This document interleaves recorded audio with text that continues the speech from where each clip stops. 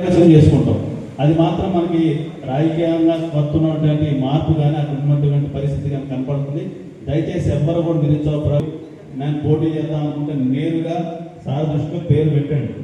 పెట్టిన తర్వాత దాని మీద చర్చ జరుగుతుంది. మరి అన్ని రకాల కోణాలు పరిశీలించిన తర్వాత అక్కడ ఉన్న ఓట్ బ్యాంక్ కానీ ఇంకా ఇతర అవకాశాలు కూడా సార్ పరిశీలిస్తారు.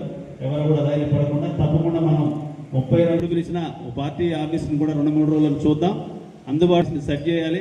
మరి ప్రతి నాయకులకి ఇదే కోరేది, అందరు మండల నాయకులందరికీ కూడా. మరి అది మీ ప్రెస్టీజియస్ విషయం, లోకల్ ఎలక్షన్ కాబట్టి పార్టీ అధినాయకత్వం అండ ఉంటుంది. తప్పకుండా మనం ఎవరిని భయపడాల్సింది లేదు. మరి తెలియజేస్తున్నాం. మండల బీఆర్ఎస్ నాయకులు మన టీఆర్ఎస్ విచ్చేసి వారిని ఆశీలు కావాల్సిందిగా కోరుతున్నారు. రండి. రేపు జరగబోయే ఎన్నికల్లో మనం పునాది వేసుకుంటూ ఈ స్థానిక సంస్థలే రేపు పొద్దున ప్రభాకర్ గారు ఎస్సీసీఎల్ అధ్యక్షుడు, కాకా సీతారాం గారు రండి.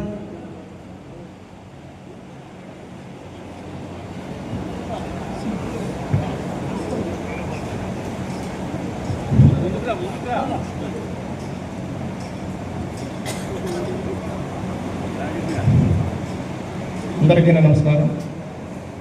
ఇవాళ చట్టపదిలో ఈ సమావేశానికి వచ్చినటువంటి ముఖ్య అతిథులు, మన